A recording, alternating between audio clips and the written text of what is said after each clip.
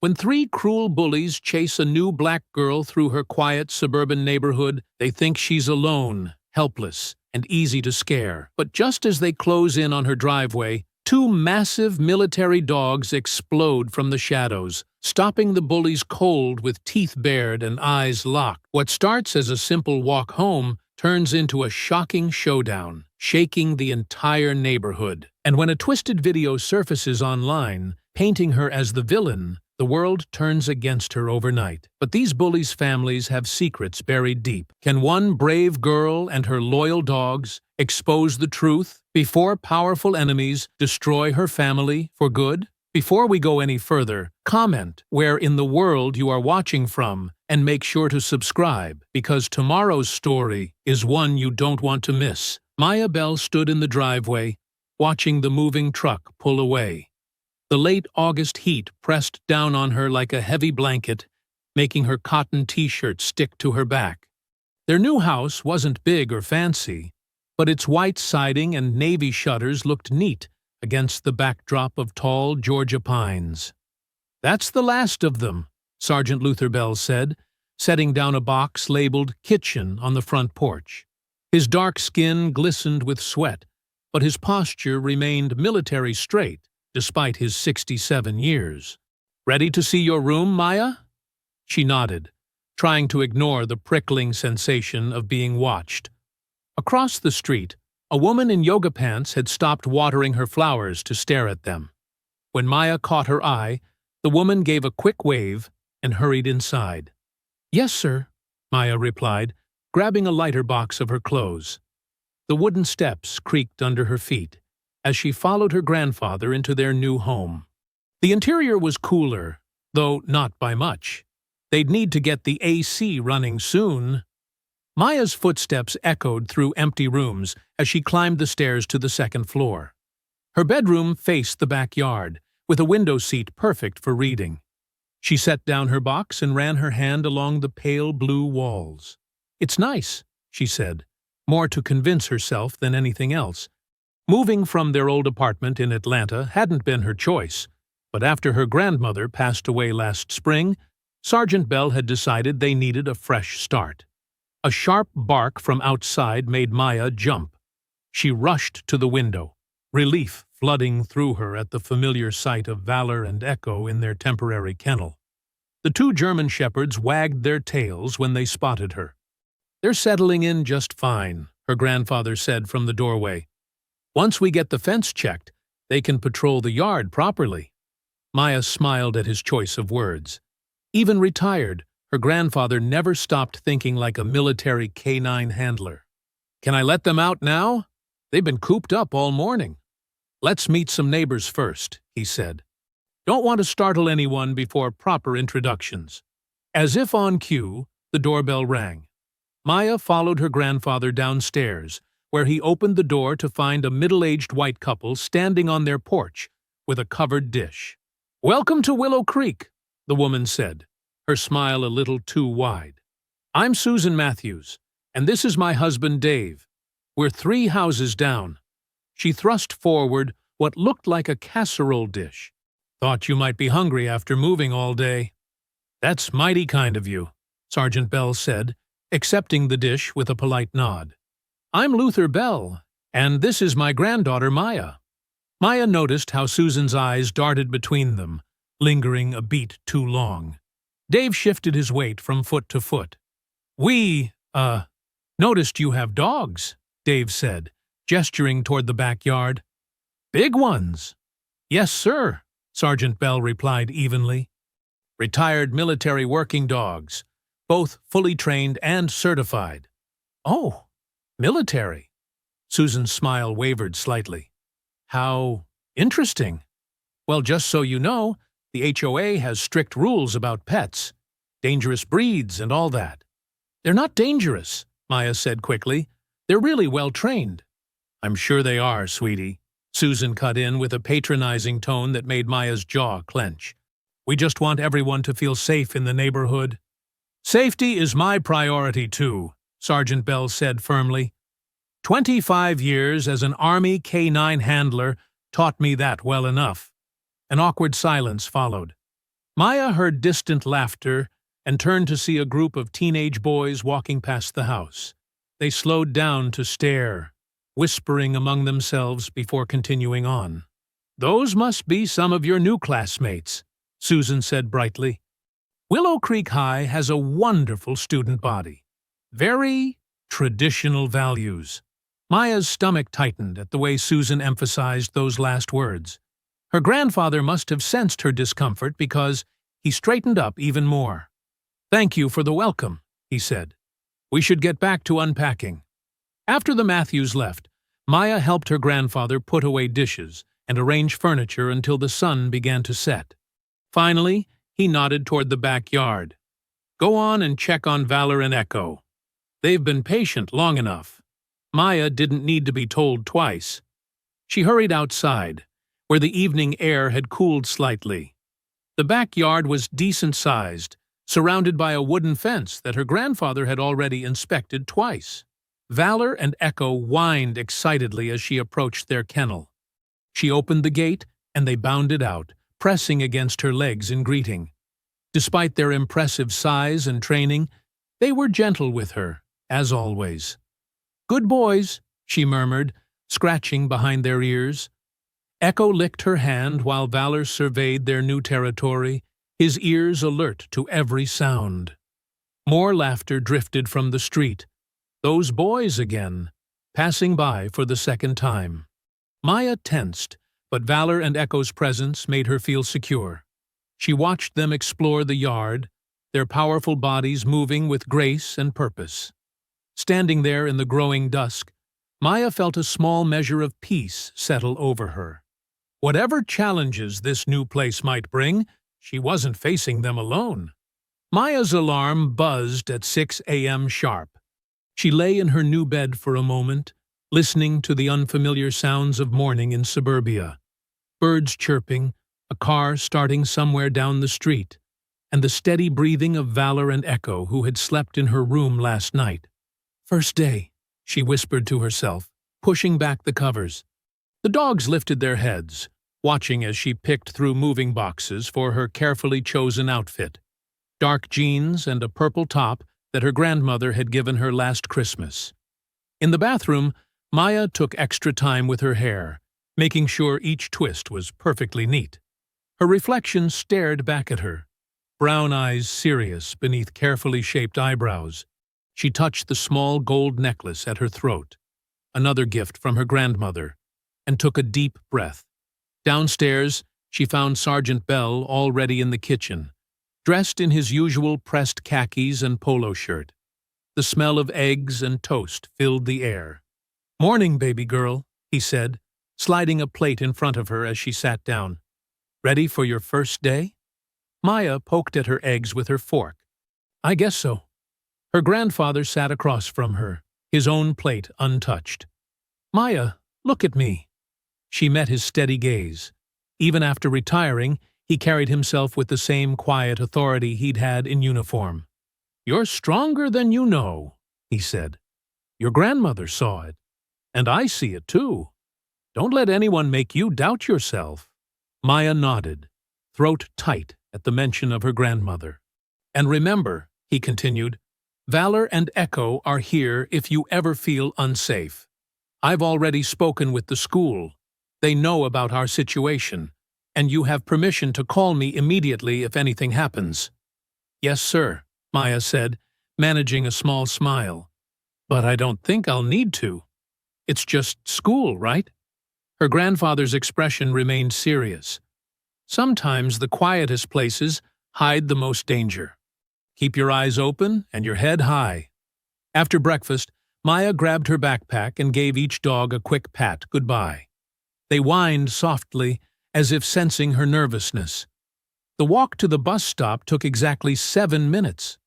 Maya had timed it yesterday. She stood alone at the corner, watching other students gather in small groups further down the street. No one approached her. On the bus, she found an empty seat near the middle. As more students got on, she noticed how they filled in around her, leaving the seats beside and behind her conspicuously empty. Whispers and glances followed her like shadows. Willow Creek High School was a sprawling brick building with white columns out front, trying hard to look like something from an old movie. Maya joined the stream of students flowing through the main entrance, clutching her schedule tight. Her first class was English. She arrived early, choosing a seat near the window. As other students filed in, the whispers grew more obvious. "Did you see who moved in on Oak Ridge? I heard they have attack dogs. My mom says the property values are going to drop." Maya kept her eyes on her notebook, drawing small spirals in the margin. The teacher, Mrs. Harrison, was a thin woman with graying hair who barely looked up as she took attendance. The morning passed in a blur of new faces and poorly hidden stares. By lunch period, Maya's shoulders ached from the tension of holding herself straight and proud, like her grandfather had taught her.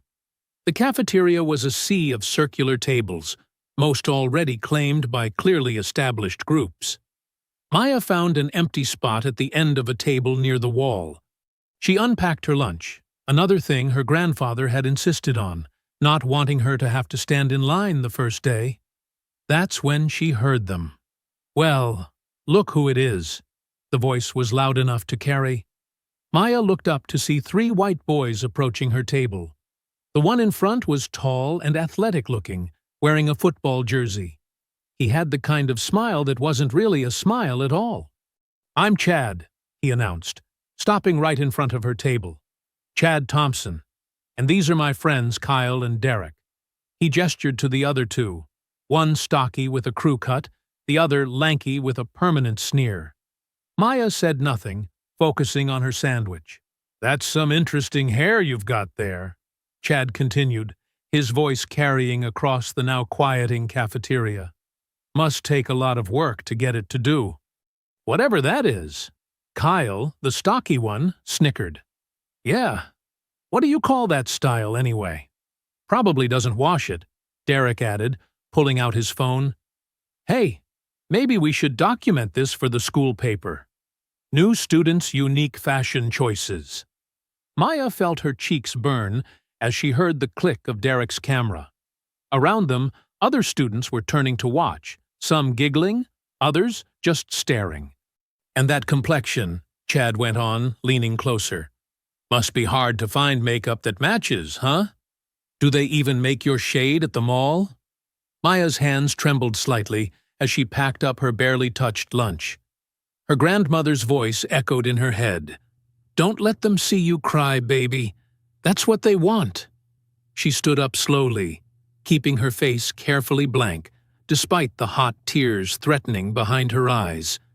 The cafeteria had grown almost silent, watching the scene unfold. Not a single person spoke up or moved to help. The afternoon sun cast long shadows across the sidewalks of Willow Creek as Maya walked home from the bus stop. The air was thick with late summer heat, making her backpack feel heavier with each step. After the incident in the cafeteria, she'd spent the rest of the school day trying to make herself invisible, keeping her head down and speaking only when called on by teachers. The suburban streets were quiet at this hour. Most people were still at work, their perfectly manicured lawns empty and still. Maya counted the houses as she passed them, a habit she'd developed to keep her mind occupied. 12 houses until home. 11. 10. A loud engine roar shattered the peace, making her jump. Maya's heart began to race as she recognized the sound. A pickup truck, the same one she'd seen Chad Thompson climbing into after school. The engine revved again, closer this time, the sound echoing off the rows of identical houses. Maya kept walking, forcing herself not to run. Running would only encourage them. Her grandfather's military training had taught her that much. Never show fear to those who want to intimidate you. The truck appeared behind her, moving at a crawl. Maya could hear male voices laughing, then the squeal of tires as they gunned the engine again. She flinched despite herself. "Hey!" Chad's voice called out. "New girl! Don't you want a ride?" Maya kept her eyes forward. 8 houses to go. 7. "Come on," Kyle's voice joined in. "We just want to be friendly."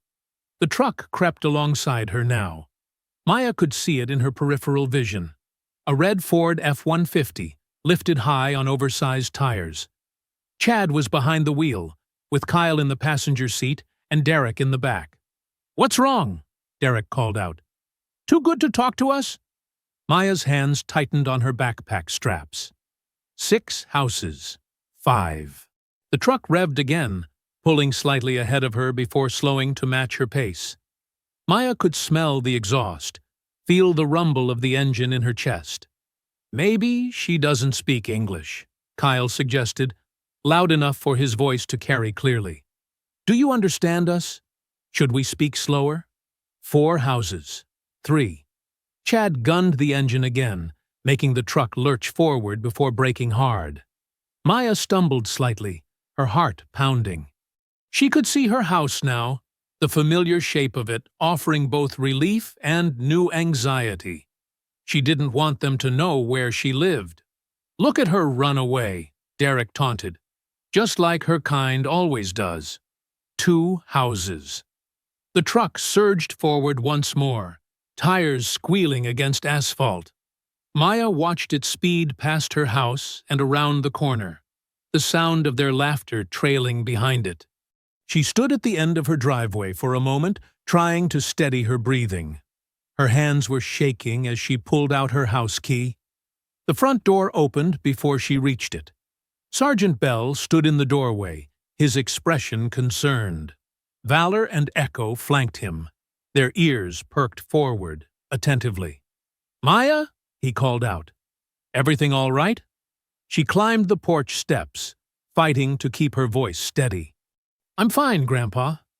But Luther Bell hadn't survived 3 tours overseas without learning to read people. He placed a gentle hand on her shoulder as she reached the door. "No, you're not. Come inside and tell me what happened." In the kitchen, Maya sat at the table while her grandfather poured her a glass of water. The dogs settled at her feet, their warm presence comforting. "There were some boys," she finally said, staring at the glass. "In a truck. They followed me home." Luther's face hardened, but his voice remained calm. "The same ones from school?" Maya nodded, then told him about the cafeteria incident. With each word, she could see the military bearing in her grandfather's posture becoming more pronounced. "Listen to me," he said when she finished. "You are safe here. Those boys might think they run this neighborhood, but they've never dealt with someone like me before." He reached across the table and took her hand. "If this continues, I'll speak to the school myself. And if that doesn't solve it, we'll take it higher." "I don't want to make trouble," Maya whispered. "Standing up for yourself isn't making trouble," Luther replied firmly. "It's making a change. Your grandmother taught you that." Maya squeezed his hand, drawing strength from his certainty. Below the table, Valor and Echo pressed closer to her legs, as if adding their own reassurance. Maya arrived early at school the next morning, hoping to avoid any confrontations in the crowded hallways. The building was quiet, with only a few students shuffling through the corridors. She made her way to her locker, rehearsing her grandfather's words in her head. "Standing up for yourself isn't making trouble." The words died in her throat when she saw her locker. Someone had written, "Go home," across it, in thick black marker. The letters were crude and angry, slashing across the beige metal. Maya's hands trembled as she tried her combination, getting it wrong twice before the lock finally clicked open. Inside, everything looked untouched, but she checked her books anyway. The familiar weight of her textbooks provided little comfort today. She grabbed what she needed for her morning classes, trying to ignore the whispers that had started behind her. "Did you see what someone did?" "Serves her right." "Shh, she'll hear you." Maya slammed her locker shut harder than necessary, the bang echoing through the hallway. A few students jumped, then quickly looked away when she turned around. Their faces showed a mix of guilt and something else. Satisfaction, maybe, like they were glad someone had put her in her place. First period was English, usually her favorite subject. Today, though, she couldn't focus on the discussion of To Kill a Mockingbird. The irony wasn't lost on her, as the teacher led a sanitized conversation about racism in the 1930s, while half the class kept shooting glances at Maya, the only black student in the room. In chemistry, her lab partner suddenly forgot to share their notes from yesterday. Math class wasn't any better.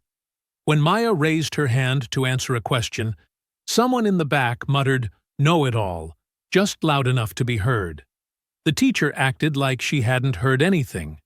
By lunchtime, Maya's stomach was in knots. The cafeteria buzzed with the usual chaos of hundreds of teenagers, but she felt like every eye was on her as she walked to an empty table in the corner. She unpacked her lunch. Her grandfather had made her favorite sandwich, but she couldn't bring herself to eat more than a few bites. Two girls from her English class walked past, giggling behind their hands.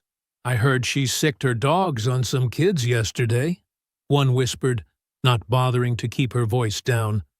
"They're like attack dogs or something." "My mom says those kinds of dogs shouldn't be allowed in nice neighborhoods," the other replied. "They're dangerous." Maya's grip tightened on her sandwich. Valor and Echo were the gentlest dogs she knew, unless they were protecting someone, just like her grandfather had trained them to do. She spent the rest of lunch picking at her food and trying to look absorbed in her phone. Messages from her old friends back in Atlanta filled the screen, asking how the new school was going. Maya couldn't bring herself to tell them the truth. The afternoon classes dragged by in a blur of sideways glances and whispered comments. In history, they were covering the civil rights movement, and Maya felt her face burn as the teacher talked about how far we've come, while Chad Thompson smirked at her from across the room. When the final bell rang, Maya took her time packing up her books. She'd learned from yesterday. Better to wait until most students had left before heading out. She stopped by her locker, noting that someone had tried to scrub off the marker, but only managed to smear it into an even uglier stain. Finally, thinking the coast was clear, Maya pushed open the heavy front doors and stepped into the afternoon sunlight. Her heart sank immediately. Chad's red pickup was idling in the parking lot, Kyle and Derek lounging against the tailgate. They spotted her instantly. "Well, look who it is," Chad called out, his voice carrying across the nearly empty lot. "The dog whisperer herself." "Bet she thinks she's better than us," Kyle added, pushing off from the truck. "With her fancy trained mutts." Derek pulled out his phone, probably hoping to catch another viral moment. "Maybe we should show her what we do to people who don't know their place around here." Maya's feet felt frozen to the concrete. She could turn around, go back inside, but that would mean letting them win. Her grandfather's voice echoed in her head again. "Standing up for yourself isn't making trouble." "Hey!" Chad shouted, taking a step forward. "We're talking to you, Nye." The door behind Maya swung open with a metallic creak. Mrs. Henderson, her English teacher, walked out carrying a stack of papers. "Is everything all right out here?" she asked, looking between Maya and the boys with sudden concern. Chad's face shifted instantly into an innocent smile. "Yes, ma'am. We were just leaving." "Good," Mrs. Henderson said firmly. "Then I suggest you do that." The three boys climbed into the truck, Chad revving the engine one last time before peeling out of the parking lot. Maya could see them laughing through the windows as they drove away. Mrs. Henderson turned to Maya. "Do you need a ride home, dear?" Maya shook her head, clutching her backpack straps. "No, thank you. I'm fine." But they both knew she wasn't fine. And they both knew this wasn't over. Maya pushed her green beans around her plate, the fork scraping against the ceramic in the quiet kitchen. The overhead light cast warm shadows across the wooden table where she sat with her grandfather. Valor and Echo lay nearby, their ears perking up at every small sound from outside. "Something's bothering you," Luther said quietly, setting down his glass of water. It wasn't a question. After raising Maya for the past 5 years, he could read her moods like a book. Maya sighed, finally letting her fork rest. The kids at school, it's getting worse. Luther's face remained calm, but his jaw tightened slightly. Tell me everything. Someone wrote, "Go home," on my locker today, Maya said, her voice barely above a whisper. And those boys, the ones from yesterday? They're always watching me, following me, making comments. What kind of comments? Luther's tone was measured, careful. Racist stuff. About me, about us living here. Maya swallowed hard. About Valor and Echo, too. They're spreading rumors that the dogs are dangerous, that we shouldn't be allowed to have them in the neighborhood. Luther set his silverware down and folded his hands on the table. The overhead light caught the silver in his close-cropped hair. Have you told any teachers? One of them, Mrs. Henderson. She saw the boys hassling me after school today. She made them leave, but… Maya shrugged. It didn't feel like she really wanted to get involved. And the other teachers? They pretend not to notice. Or maybe they really don't. Maya pushed her plate away, no longer hungry. It's like everyone's waiting for us to just give up and leave. Luther was quiet for a moment, his dark eyes thoughtful. You remember what I taught you about training Valor and Echo? Maya nodded. Patience and persistence. That's right. Sometimes the hardest part of training isn't teaching the dog. It's outlasting their stubbornness. He reached across the table and took Maya's hand. These people, they're trying to wear us down, make us tired enough to give up. I know, Maya said. But it's hard, Grandpa. Every day, it's like walking into a battle. You're stronger than they think, Luther said firmly. Stronger than maybe you think, too. He squeezed her hand. But you don't have to fight this battle alone. Maya looked up at him. What do you mean? I think we should document everything that's happening. The vandalism, the harassment, all of it. Take pictures, write it down, build our case. Luther's military training showed in his strategic thinking. Give it a week. If things don't improve, we'll take it to the principal with evidence they can't ignore. You really think that will help? Sometimes the system works, if you know how to use it properly. Luther smiled slightly. And if it doesn't? Well, we'll figure out our next move then. Maya felt some of the tension leave her shoulders. Having a plan, even a simple one, made things feel more manageable.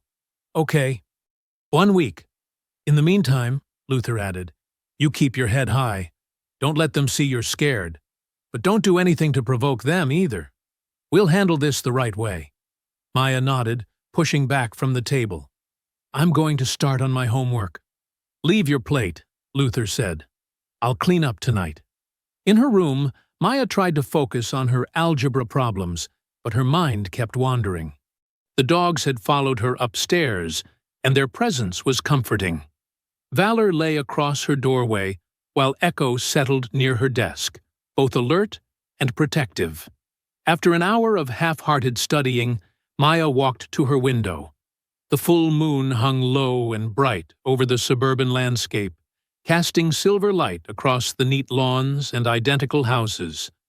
The streets were empty and quiet, peaceful in a way that felt deceptive now that she knew what lurked beneath the surface. She pressed her palm against the cool glass, watching her breath fog the window. The neighborhood had seemed so perfect when they first moved in, the kind of place where her grandfather could enjoy his retirement, where she could focus on school and maybe make new friends. Now every shadow held potential threats, every friendly smile masked possible hatred. The moonlight caught the chrome trim on a car parked down the street, making it flash briefly like a signal. Maya squinted, trying to make out if it was Chad's truck, but it was too dark to tell. Valor lifted his head, sensing her unease, and came to stand beside her at the window. Maya scratched behind his ears, drawing comfort from his solid presence. "We'll be okay," she whispered, more to herself than to the dog. "We just have to be strong for a little while longer." The moon continued its arc across the sky, casting long shadows across the manicured lawns of Willow Creek. Maya stood at the window a while longer, watching the quiet street, trying to believe that tomorrow would be better. The final bell rang through Willow Creek High's crowded halls. Maya gathered her books slowly, waiting for most students to clear out before heading to her locker. She'd learned it was safer that way. Less chance of accidental shoulder checks or whispered threats. The afternoon sun blazed through the school's glass doors as Maya stepped outside. Heat shimmered off the asphalt of the empty parking lot, and the Georgia humidity wrapped around her like a heavy blanket. She adjusted her backpack straps and started down the familiar route home. The first few blocks passed quietly. Maya walked beneath the sprawling oak trees that lined the subdivision's streets, their shadows offering brief respites from the sun. She tried to focus on peaceful things: the chemistry test she'd aced that morning, the new trick she was teaching Echo, the weekend ahead with her grandfather. An engine's low rumble broke through her thoughts. Maya's shoulders tensed, but she kept walking at the same pace. The vehicle crept closer, moving barely faster than she walked. She didn't need to look back to know who it was. She recognized the distinct sound of Chad Thompson's modified pickup truck. Sweat beaded on her forehead, and not just from the heat. The truck maintained its slow, stalking pace behind her as she turned onto Maple Drive. Maya's pulse quickened. This street curved sharply ahead, hidden from view of the main road by a thick cluster of trees and shrubs. The truck's engine revved suddenly, making her jump. Laughter echoed from inside the cab. "Hey, Maya!" Kyle's voice called out. "Why you walking so fast? We just want to talk." Maya kept her eyes forward, quickening her pace slightly. Her grandfather's voice echoed in her head. "Don't run. It only encourages them." But every instinct screamed at her to flee. "What's wrong?" Derek's sneering voice joined in. "Too good to talk to us?" The truck pulled alongside her now. Maya could see Chad behind the wheel from the corner of her eye, that familiar smirk on his face as he matched her speed. "Maybe she thinks she's better than us," Chad said loudly to his friends. "Living in our neighborhood, acting like she belongs here." Maya's hands clenched into fists, but she maintained her stride. 3 more blocks to home. Just 3 more blocks. The truck suddenly accelerated ahead of her, tires squealing against pavement. Maya's heart lurched as it swung around in a wide arc, cutting across both lanes to block the road ahead. The driver's side door flew open, and Chad jumped out. Kyle and Derek piled out the passenger's side. Maya stopped, her breath catching in her throat. The 3 boys spread out across the street, creating a wall of sneering faces and hostile postures. "Going somewhere?" Chad asked, taking a step forward. His Letterman jacket was tied around his waist, and his T-shirt was dark with sweat in the afternoon heat. Maya glanced over her shoulder. The way back was clear, but it would mean retreating from her planned route home. She'd have to circle around through unfamiliar streets. "Move," she said, trying to keep her voice steady despite her racing heart. Kyle laughed, a harsh sound that echoed off the surrounding houses. "Or what? You gonna call those mutts of yours?" "Yeah," Derek chimed in, phone already out and recording. "Let's see those dangerous dogs everyone's talking about." Chad took another step closer. "Your grandfather can't protect you forever. Neither can those animals." Maya began backing away slowly, keeping all 3 boys in view. The racist slurs started then, growing louder as the boys advanced. Their words were ugly, designed to wound, to remind her they saw her as less than human. She continued her careful retreat, mind racing. Her grandfather's house was behind her now, but she'd have to circle the long way around. The boys matched her pace, maintaining their threatening formation while continuing their verbal assault. "Running away?" Chad called out. That's right. Go back where you came from. Maya's back hit something solid. A wooden fence marking someone's property line. The boys were about 20 feet away now, still advancing. She edged sideways along the fence, moving toward the intersection that would lead to her grandfather's street. Maybe we should help her pack, Kyle suggested, cracking his knuckles. Maybe we should, Chad agreed, his smile turning cruel. What do you think, Maya? Want some help moving out? Maya's breath came in short gasps now as she continued her sideways retreat. The boys spread out wider, trying to cut off her escape routes. Derek kept his phone trained on her, probably hoping to catch her reaction for whatever edited video they planned to share later. The corner of her grandfather's street was just ahead. Maya knew if she could make it there, she'd be close to home, close to safety, close to Valor and Echo. "What's wrong, Maya?" Chad called out, voice dripping with mock concern. "Don't you want to be friends? We're just trying to help you understand where you belong." Maya backed around the corner, keeping her eyes on the advancing bullies. Her grandfather's house was just a few houses down now. She could see their front yard, the American flag her grandfather insisted on flying, the well-tended flower beds they'd planted together. The boys quickened their pace, forcing her to retreat faster. Their taunts grew louder, bolder, more vicious. They knew this part of the neighborhood well, knew there were rarely any witnesses around this time of day. Maya's heel caught on an uneven section of sidewalk. She stumbled slightly, but caught herself. The momentary show of vulnerability drew hoots of laughter from her pursuers. "Careful now," Chad called out. "Wouldn't want you to hurt yourself before you get our message." She was almost to her grandfather's yard now. Just a little further. The boys closed in, their faces twisted with cruel anticipation, forcing her to back up faster toward the familiar driveway. Maya's back hit the edge of her grandfather's lawn. The boys had her cornered now, forming a tight semicircle barely 10 feet away. Their faces were flushed with excitement and cruel anticipation. "Nowhere left to run," Chad taunted, taking another step forward. "Time to learn your lesson about—" Maya's fingers flew to her lips. A sharp, piercing whistle cut through the humid afternoon air. The response was instant. Two dark shapes exploded from behind the row of hydrangeas along the side of the house. Valor and Echo moved like living shadows, their powerful bodies launching across the grass with military precision. The dogs positioned themselves perfectly between Maya and the bullies, their stance wide and protective. Their ears were pinned back, hackles raised along their spines. Deep, thunderous growls rumbled from their chests, echoing off the surrounding houses. Chad stumbled backward, all his previous bravado evaporating. His face went pale as Echo's lips pulled back, revealing rows of gleaming white teeth. Kyle dropped his phone, the device clattering across the sidewalk as he raised his trembling hands. "Oh no," Derek whispered, voice cracking. "Oh no! Oh no!" The dogs didn't advance, but their growls grew deeper. They held their ground with the disciplined restraint of their military training, muscles coiled and ready.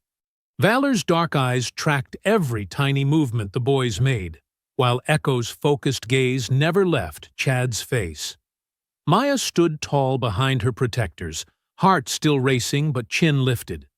The tables had turned so quickly. Now it was the bullies who were backing away, fear replacing their earlier cruelty. "Call them off!" Chad's voice was high and panicked. "Jesus Christ, call them off! They won't move unless you do," Maya said calmly, though her hands were shaking. "Back away slowly, and they'll stay right here."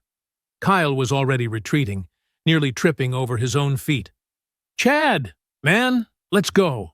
Let's just go." The quiet afternoon air filled with the sounds of the dogs' continued growls and the scuffling of the boys' shoes as they backed away. Derek had gone completely white, looking like he might pass out at any moment. "What's going on out here?" The shout came from across the street. Mr. Harrison, their neighbor, burst out of his front door. He was red-faced and already pointing an accusing finger. "Someone call the police!" he yelled, his voice carrying across the entire cul-de-sac. "This girl just set her dogs on these boys." Maya's stomach dropped. "No, that's not what—" "They attacked us!" Chad found his voice again, emboldened by the adult presence. "We were just walking by, and she sicked those monsters on us." Mr. Harrison was already pulling out his phone. "I'm calling 911 right now. Those dangerous animals need to be contained." "They were chasing me," Maya protested. But Mr. Harrison was already speaking rapidly into his phone. "Yes? Emergency? There's a situation on Oak Ridge Lane. A black girl just set 2 aggressive dogs on some neighborhood kids. They look like attack dogs. We need police here immediately." Other neighbors were emerging now, drawn by the commotion. Maya saw phones being raised, recording the scene.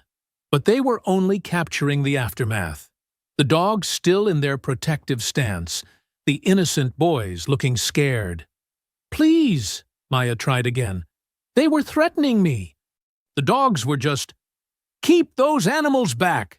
Mr. Harrison shouted, cutting her off. "I've already called the police. They're on their way." The bullies had backed up to the edge of the yard now. Chad's terror was already being replaced by a smug smile as he watched the adults rushing to their defense. "You heard him," Chad called out, his voice steady again. "Better get control of your dangerous dogs before the cops show up." Maya felt tears burning in her eyes, but she refused to let them fall. Valor and Echo remained perfectly still, waiting for her command, while the quiet suburban street erupted into chaos around them. She could hear sirens in the distance, growing closer. Mr. Harrison was still shouting into his phone, "Yes, they're still here! 2 German shepherds, clearly trained to attack. These poor boys could have been killed." Maya's hands clenched into fists as she watched the scene unfold, watched as the truth was twisted right in front of her. The dogs had protected her, had done exactly what they were supposed to do. But now, somehow, she was being painted as the aggressor. The first police car rounded the corner, lights flashing. Chad and his friends backed further away, their faces masks of false innocence, as Mr. Harrison waved the officers over. "Here! Over here!" he called out. "These vicious dogs need to be contained before someone gets hurt." The police cruiser's red and blue lights painted the peaceful suburban street in harsh, alternating colors. 2 officers stepped out, hands resting on their belts as they surveyed the scene. Maya's heart pounded as she watched them immediately turn their attention to Mr. Harrison, who was already rushing forward to meet them.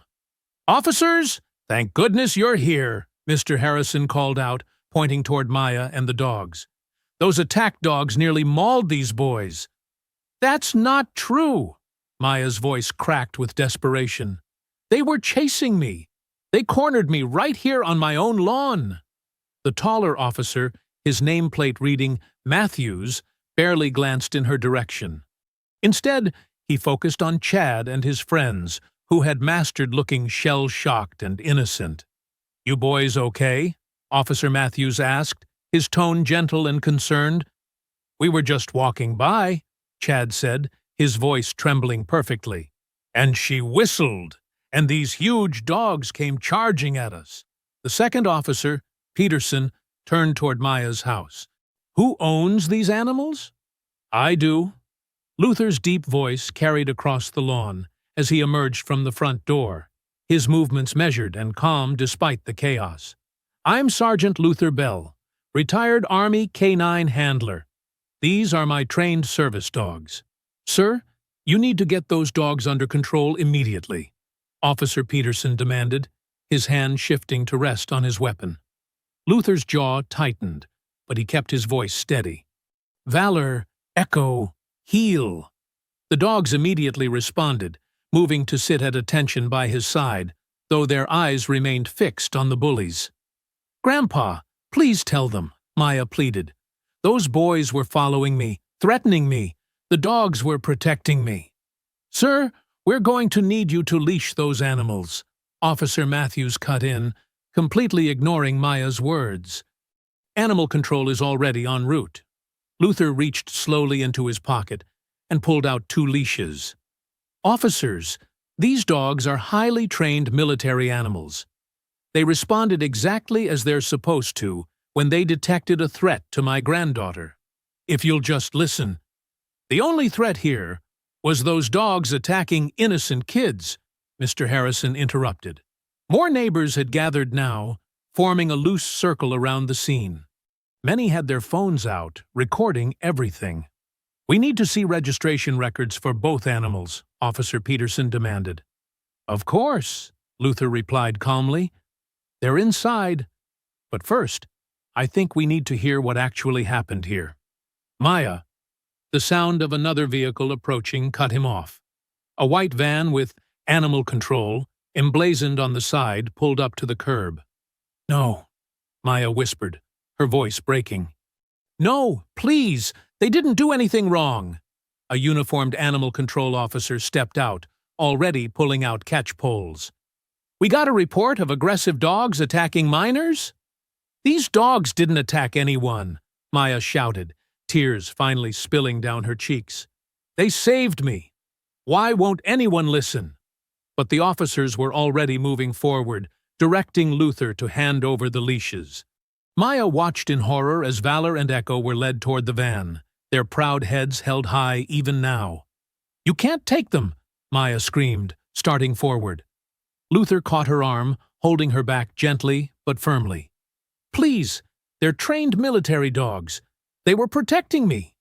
"Maya," Luther said softly, his own voice tight with controlled anger. "We'll sort this out. I promise. Sir, we need to impound these animals for public safety evaluation," the animal control officer stated flatly. "You can retrieve them after a formal hearing." Chad and his friends stood at the edge of the gathering crowd, barely concealing their smirks as they watched the dogs being loaded into the van. Kyle had retrieved his phone and was filming everything. "Officers, please," Luther tried one more time, his military bearing evident in his straight spine and steady gaze.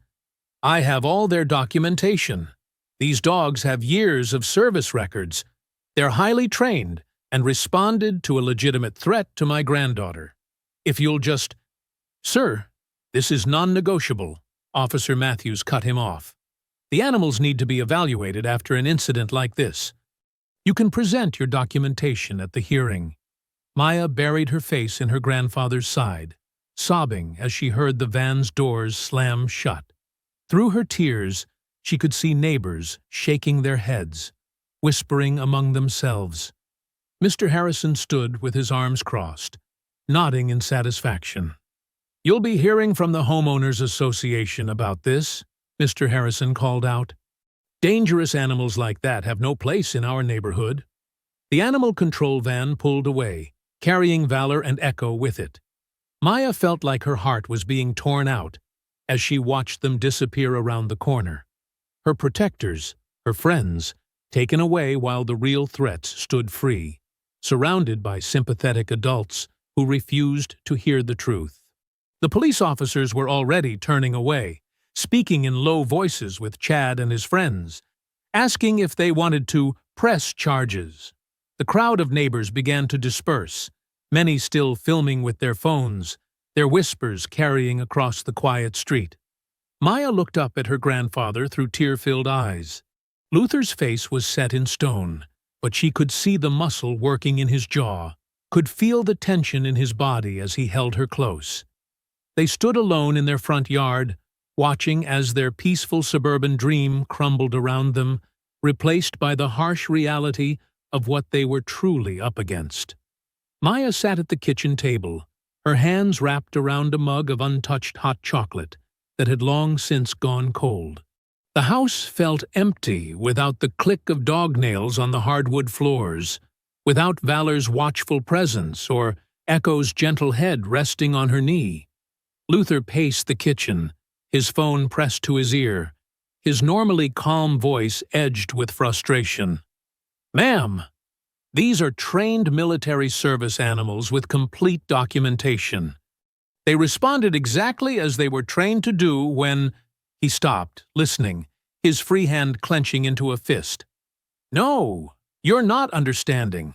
They were protecting my granddaughter from—" Maya could hear the tinny sound of the woman on the other end, cutting him off again. She watched her grandfather close his eyes, taking a deep breath. "Yes, I understand protocol, but—" Another pause. "Monday. That's 4 days from now. These dogs have special dietary needs and training requirements. They can't just sit in your facility for—" He stopped again, jaw working. "Fine. Yes. I'll bring the documentation Monday morning."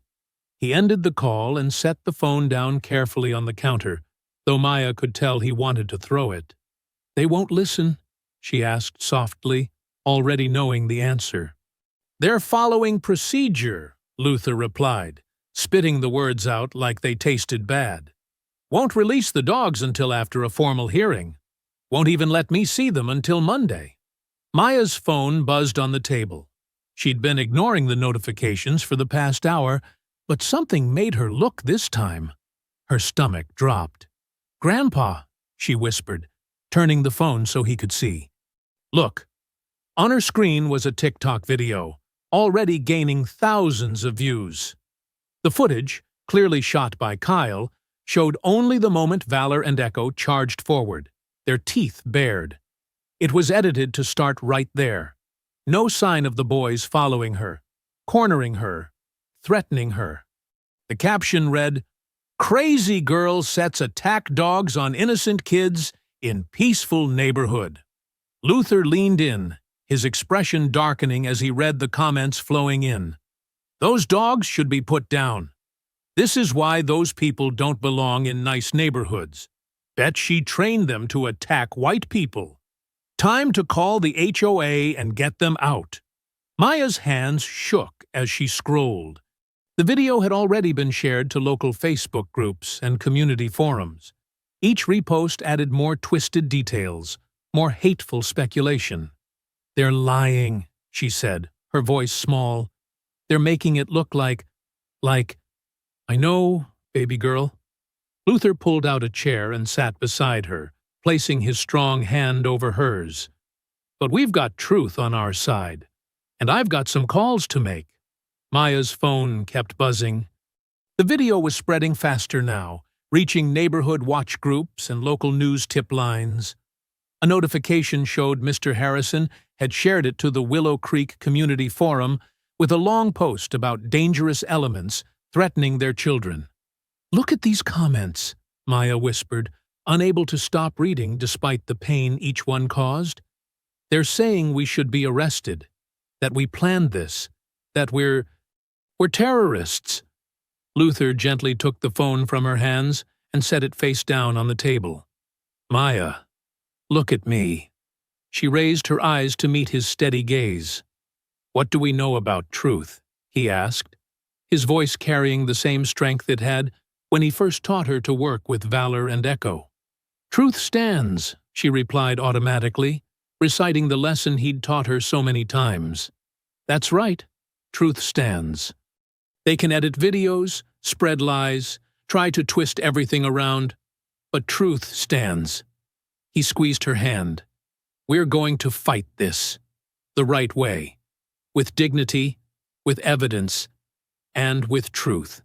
Maya nodded, drawing strength from his certainty, but she couldn't help glancing at her phone as it buzzed again. The local Nextdoor app was blowing up now, filled with posts from neighbors she'd never even met, calling her family a threat to community safety. "How?" she asked.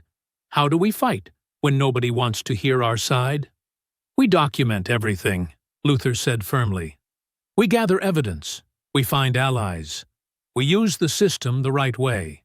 He stood up, his military bearing showing through as he straightened his spine. "I've got some old contacts from my K-9 unit days, people who know me, know my training methods, and I bet if we look hard enough, We'll find some neighbors brave enough to stand up for what's right." Maya watched as he picked up his own phone and started scrolling through contacts.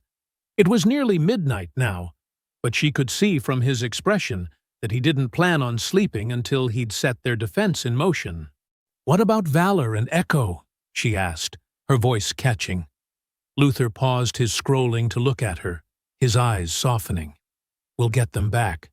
Those dogs have protected us, and now it's our turn to protect them. We're going to fight this injustice together, Maya. All of us."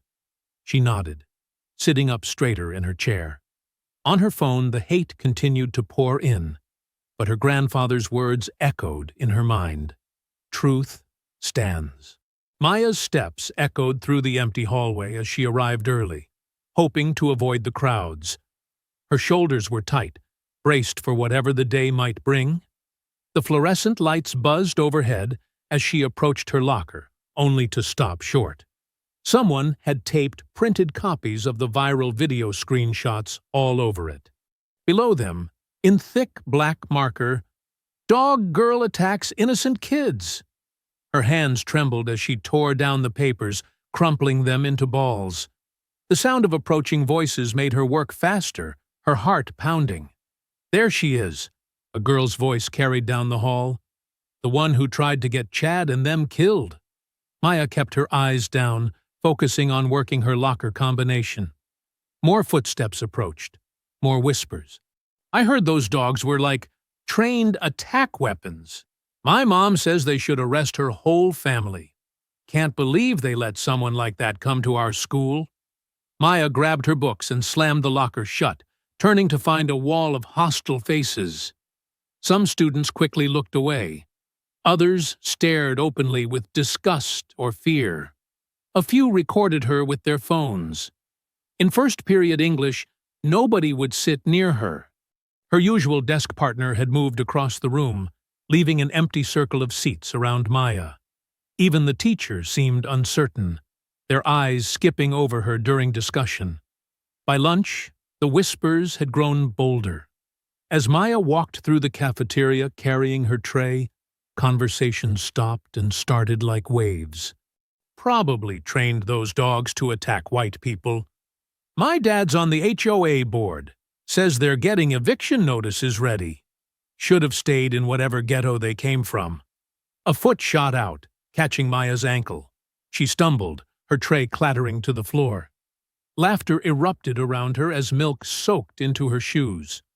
"Oops," said Jessica, one of Kyle's friends. "Guess you're not so tough without your attack dogs, huh?" Maya knelt to pick up her scattered lunch, keeping her face carefully blank even as her eyes burned. A wadded-up napkin hit her shoulder. Then another. "Hey!" A sharp voice cut through the chaos. "That's enough!"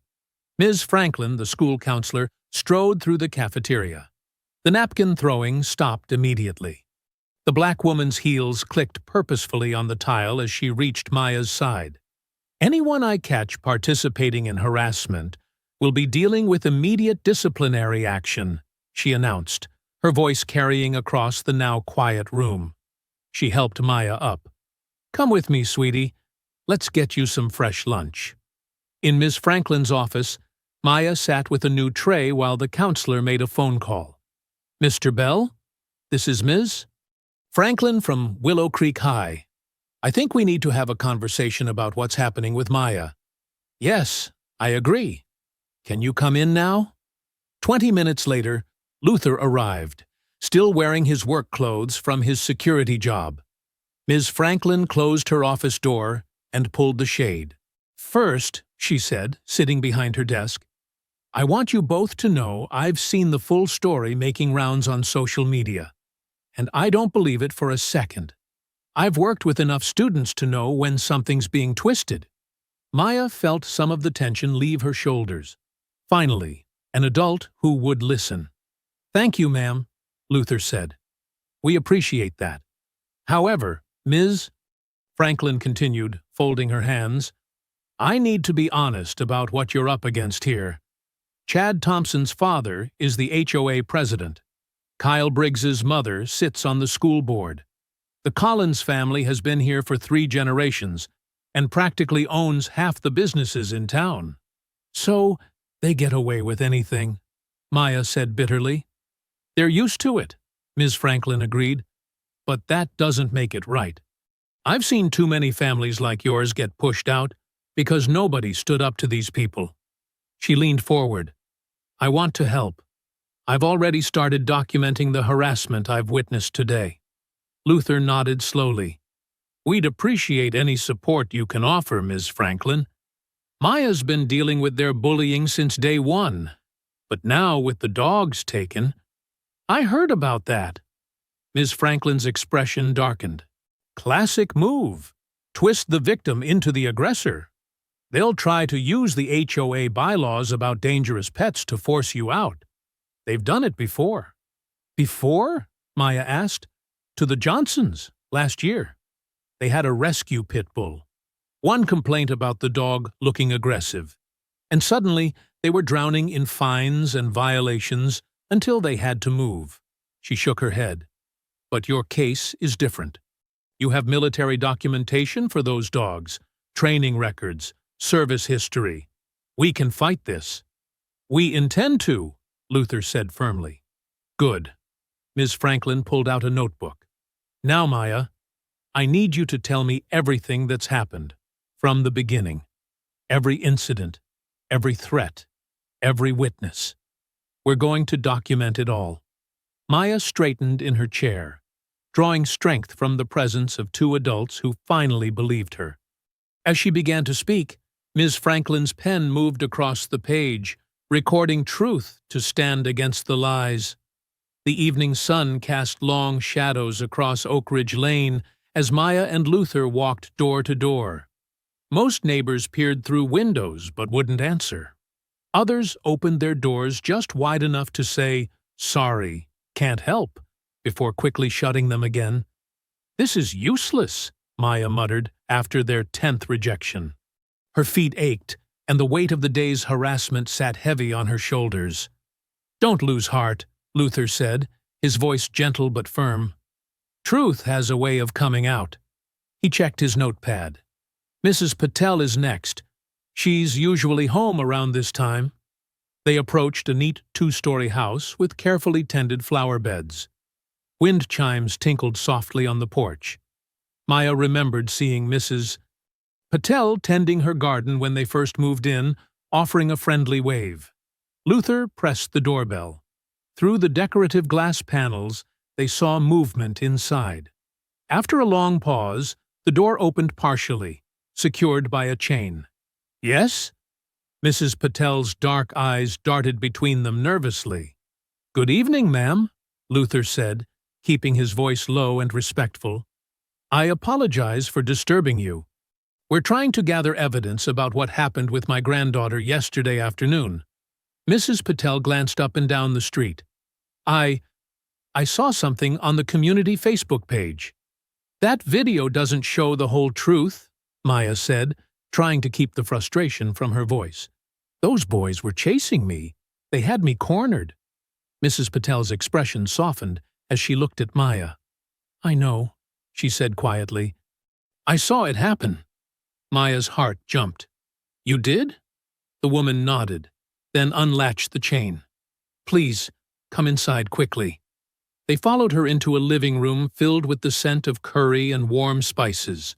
Family photos lined the walls, children in graduation robes, wedding celebrations, multi-generational gatherings. Sit, sit, Mrs. Patel gestured to the couch. She perched on an armchair, hands clasped tightly in her lap. I've been feeling terrible about not speaking up yesterday when the police came, but my husband, he was worried about making trouble. We know how things work here. We understand, Luther assured her. Many people are afraid to challenge the status quo. But this isn't right, Mrs. Patel said firmly. Those boys, I've seen how they treat people who are different. Last year, they bullied my nephew when he visited from Mumbai. Called him terrible names. She stood suddenly. Wait here. She hurried to a small table near the front door and picked up a tablet. Her fingers moved quickly across the screen. I have one of those video doorbells. It records everything that happens in front of my house.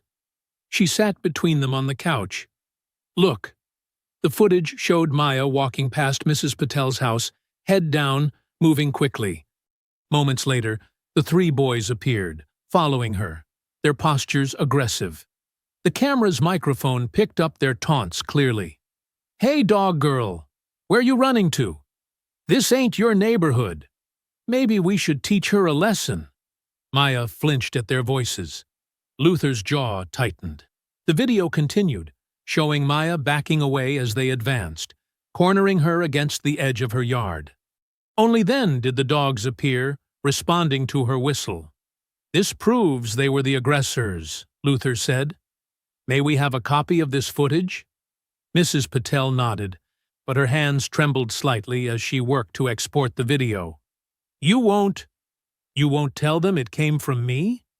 The Thompsons are very influential in the HOA, and my husband's business depends on local contracts. Your name won't be mentioned, Luther promised. We'll protect you like you're protecting Maya. Mrs. Patel emailed the video file to Luther's phone. I'm sorry I can't do more.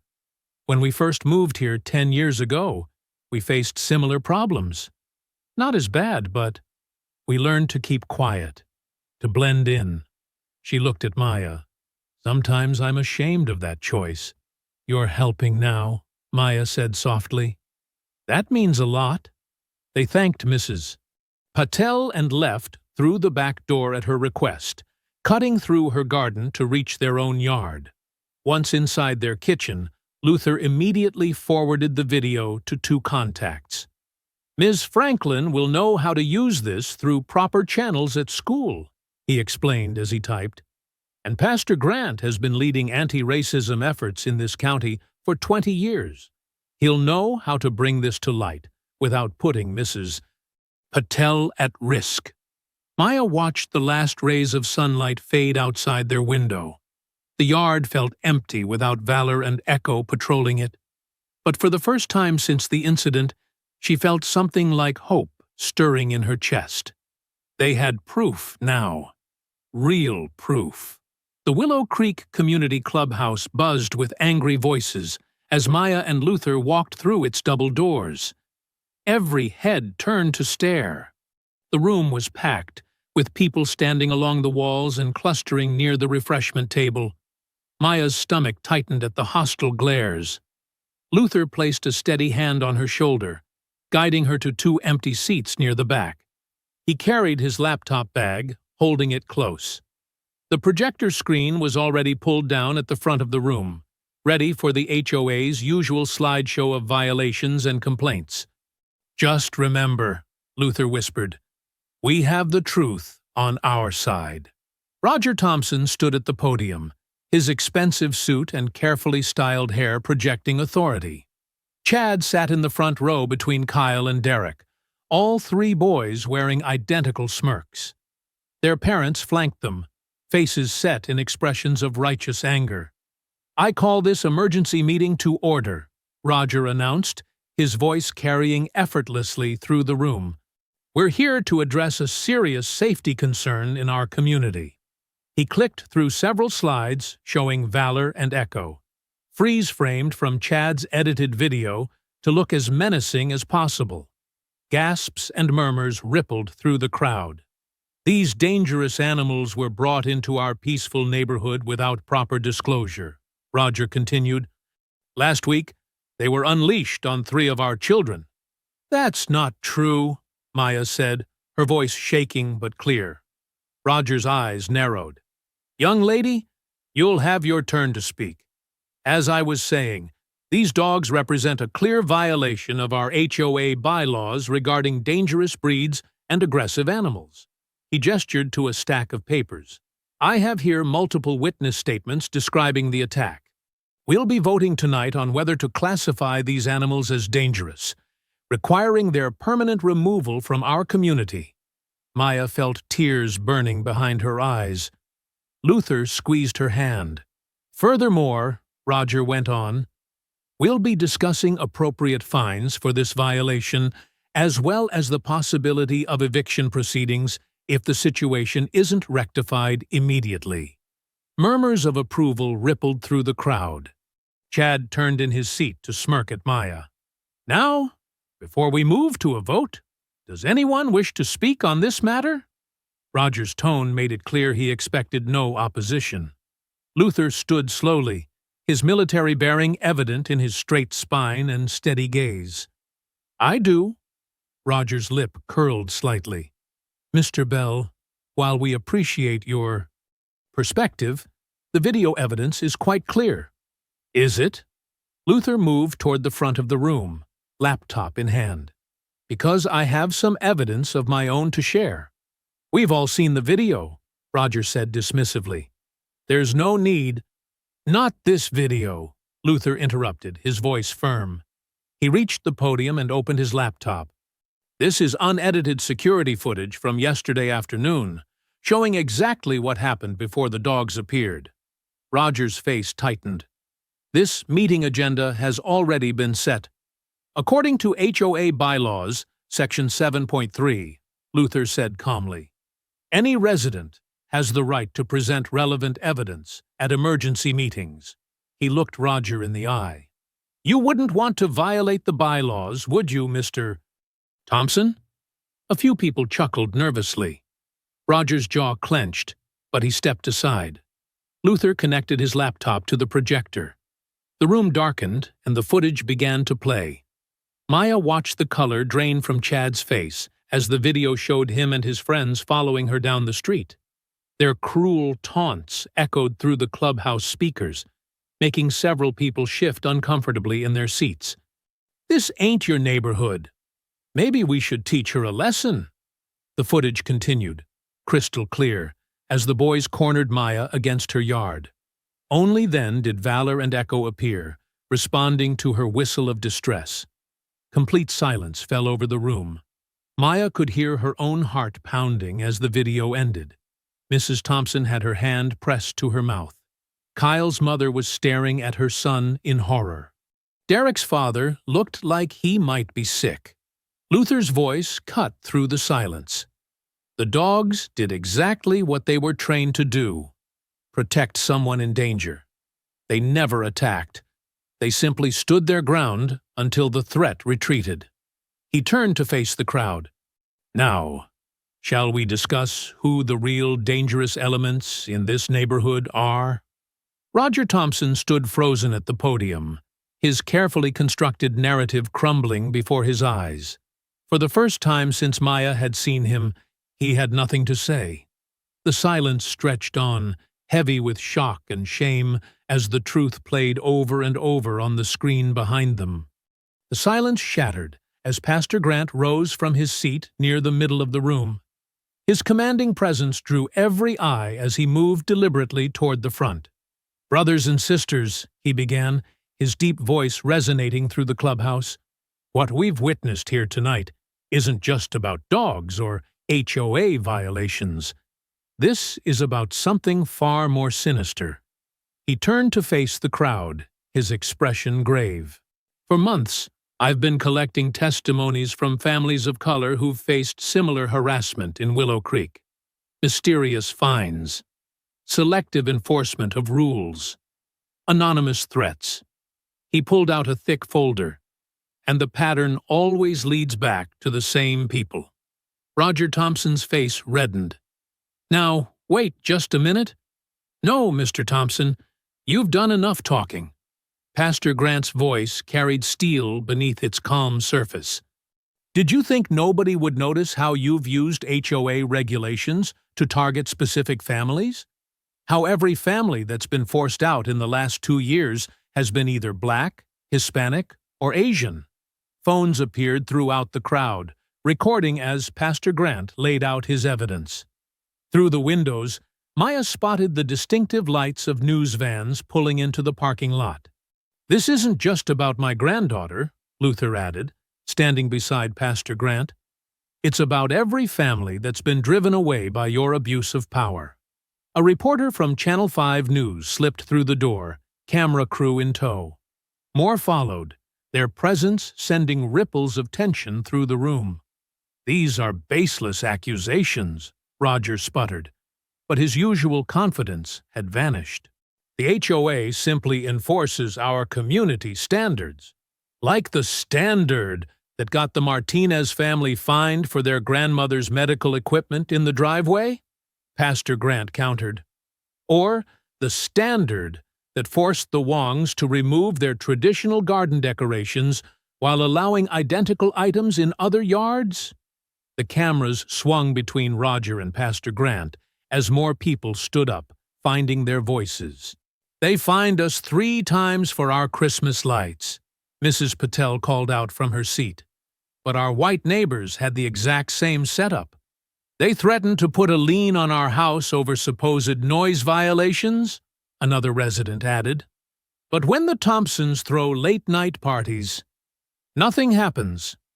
Chad and his friends had lost their smirks, shrinking in their seats as the truth spilled out. Kyle's mother grabbed his arm, whispering furiously in his ear.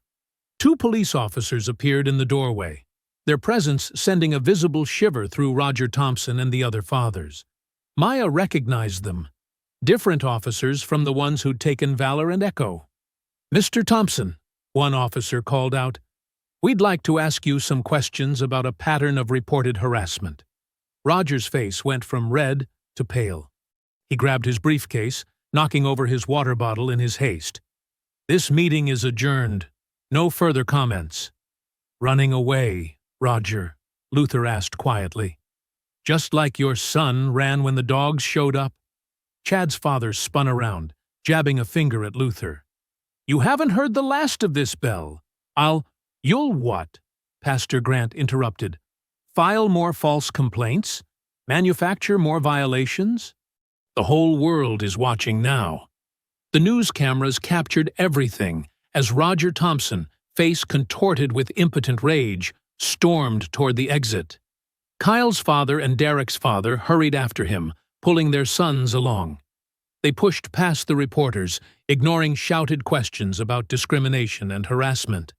The officers followed them out, leaving behind a room humming with the energy of long-suppressed truths finally spoken aloud. Maya sat still in her chair, hardly daring to breathe. She watched the crowd's faces transform as realization dawned. The perfect suburban facade had cracked, revealing the rot beneath. Some looked ashamed, others relieved, but none could pretend anymore that Willow Creek's problems started or ended with her dogs. Reporters swarmed around Pastor Grant and Luther, microphones extended. Through the windows, Maya could see more police cars pulling into the parking lot where Roger Thompson and the others huddled, gesturing angrily as officers approached them with notebooks open. The mighty HOA president didn't look so powerful now, his authority crumbling like a sand castle at high tide. His carefully constructed world of selective rules and quiet threats was washing away in front of everyone's eyes. Mrs. Thompson hurried out after her husband, her heels clicking rapidly across the floor. Chad trailed behind her, head down, no longer the swaggering bully who had cornered Maya just days ago. The last Maya saw of him, he was sliding into the back seat of his father's luxury car, looking small and scared as reporters' cameras flashed around them. As darkness settled over Willow Creek, pinpricks of light began appearing along Oak Ridge Lane. One by one, neighbors emerged from their homes carrying candles, flashlights, and hastily made signs. They gathered on the sidewalk in front of Maya's house, their numbers growing steadily. Maya watched from her bedroom window, hardly believing her eyes. Mrs. Patel stood beside Mrs. Franklin, holding a sign that read, "Bring Valor and Echo home." The Martinez family had brought their entire extended clan, their children clutching drawings of German shepherds. Even Mr. Harrison, who had called the police days earlier, stood awkwardly at the edge of the crowd, his wife nudging him forward. "Maya," Luther called softly from her doorway, "come see this." They stepped out onto their front porch together. The crowd fell quiet, then erupted in supportive cheers. Pastor Grant stood at the center, megaphone in hand. "Tonight," he announced, his voice carrying across the gathered faces, "we stand together to say no more. No more harassment, no more discrimination, no more silence in the face of injustice." Camera crews circled the edges of the vigil, their lights casting long shadows across the lawn. Maya recognized reporters from several local stations, their microphones extended toward different speakers in the crowd. "I was afraid to speak up before," Mrs. Patel said into one microphone, her voice trembling but determined. "We all were. But seeing what happened to Maya and her dogs, enough is enough." Luther squeezed Maya's shoulder as more neighbors stepped forward to share their stories. Years of quiet intimidation and selective enforcement poured out into the night air. The Martinez grandfather described how the HOA had tried to fine him for speaking Spanish to his grandchildren by the community pool. A Korean-American couple detailed their battle over unapproved cultural decorations during Lunar New Year. The crowd grew larger as more residents arrived, drawn by the lights and voices. Cars slowed as they passed, some parking to join the vigil. Maya spotted several of her classmates among the faces, including some who had laughed at Chad's jokes just days ago. Suddenly, a commotion erupted at the back of the crowd. People turned and parted as a police car's lights began flashing at the intersection. Officer Martinez, no relation to the family, jumped out, radio crackling. "We've got a report," he called out to Luther. Someone heard barking behind the Thompson house. "We're heading there now." Maya's heart leaped. "Valor?" Luther was already moving. "Stay here with Pastor Grant," he ordered, but Maya was right behind him, several neighbors following as they rushed toward the Thompsons' house 3 blocks away. More police cars converged on the cul-de-sac. Officers spread out, flashlights sweeping across the manicured lawn. Maya heard it then. A familiar whimper from behind the detached garage. "There!" she pointed, her voice cracking. 2 officers rounded the corner with their lights raised. "Oh my God!" one gasped. Valor lay on his side, tied to a post with rope cutting into his neck. Blood matted his fur where someone had beaten him, but his tail thumped weakly against the ground when he saw Maya. "You bastards!" Luther's voice boomed across the yard. Roger Thompson stood in his back door, Chad white-faced beside him. Kyle's father emerged from the shadows of the garage, dropping a bloody baseball bat. "He attacked me!" Kyle's father shouted. "The dog was vicious!" "Save it for your lawyer," Officer Martinez snapped, drawing his handcuffs. Other officers surrounded the 3 men as neighbors and news crews spilled into the yard. Maya ran to Valor, falling to her knees beside him. He licked her hand as Luther and a police officer carefully cut away the ropes. Animal cruelty, criminal conspiracy, hate crimes. An officer listed off as he cuffed Roger Thompson. Chad started crying as another officer led him toward a squad car, all his swagger gone. "Where's Echo?" Luther demanded, his voice dangerous. "The other dog's at my house," Kyle's father admitted quickly, wilting under Luther's glare. "In the basement. It was Roger's idea. He said if we got rid of the dogs, they'd have to leave." Camera flashes lit up the night as officers shoved the 3 men into separate police cars. Roger Thompson, self-appointed king of Willow Creek, slumped in the back seat as reporters shouted questions through the window. Chad caught Maya's eye just before an officer shut his door. For the first time, she saw real fear in his face. Not of dogs, but of consequences finally catching up to him. Neighbors helped Luther lift Valor carefully onto a blanket as animal control arrived to transport him to an emergency vet.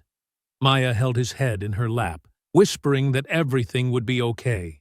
Police sirens wailed through the quiet streets as the convoy of squad cars pulled away, carrying Willow Creek's fallen power brokers to face justice at last.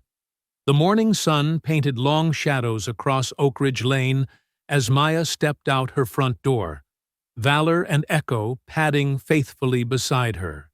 Both dogs moved a bit stiffly. Valor still healing from his injuries, Echo recovering from dehydration in Kyle's basement, but their tails wagged high as they breathed in the crisp autumn air. "Good morning, Maya," Mrs. Patel called from her garden. She straightened up from her flower bed, pulling off her gloves.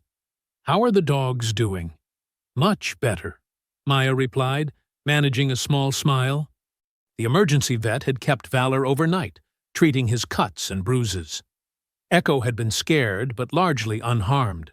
They just need rest and regular walks.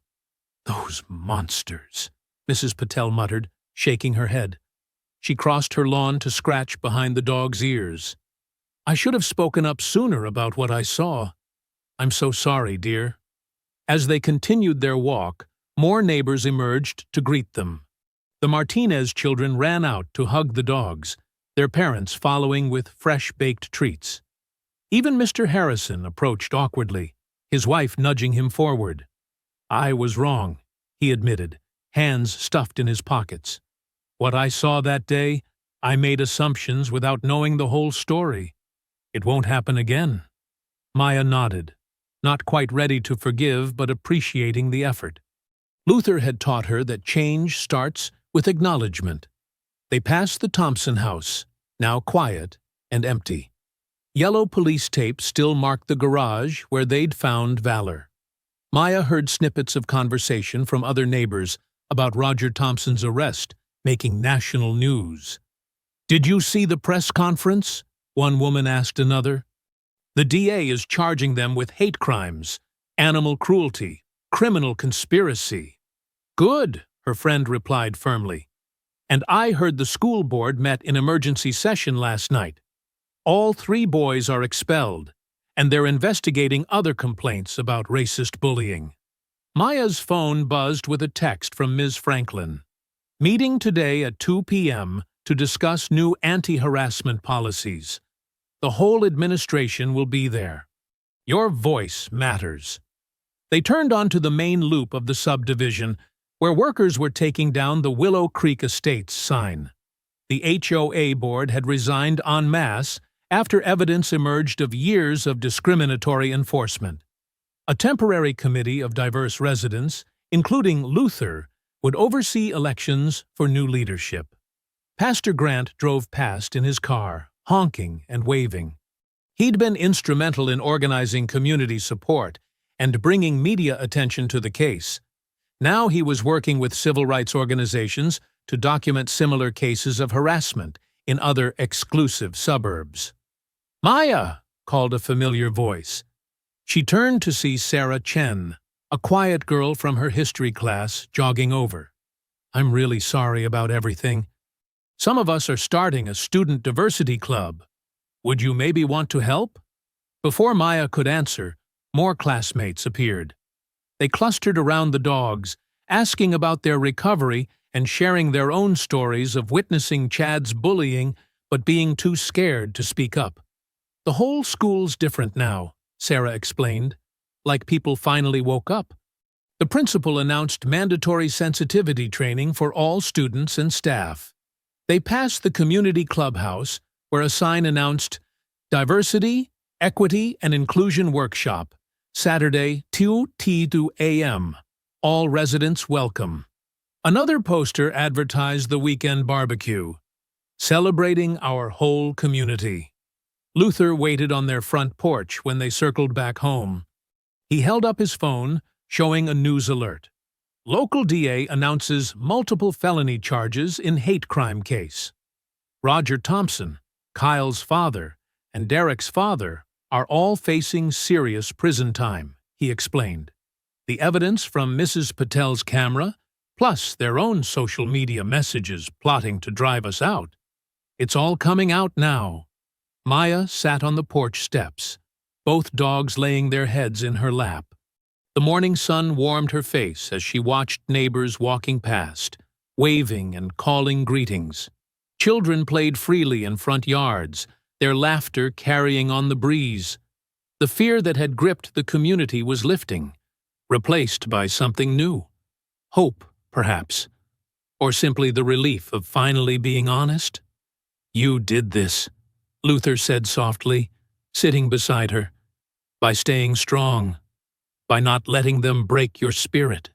You showed everyone what courage looks like." Maya stroked Valor's healed neck, remembering his loyalty that day on the sidewalk. Echo pressed closer, ever protective. These streets that had once felt so hostile now rang with friendly voices. Not perfect, not yet, but changing. "We did it together," she corrected, scratching both dogs' ears as they dozed in the morning light. "All of us." The weekend barbecue was already being set up in the park at the end of Oak Ridge Lane. Maya could see neighbors carrying tables, stringing lights between trees. Someone had hung a banner. "Welcome to the real Willow Creek, where everyone belongs." I hope you enjoyed that story. Please like the video and subscribe so that you do not miss out on the next one. In the meantime, I have handpicked 2 stories for you that I think you will enjoy. Have a great day.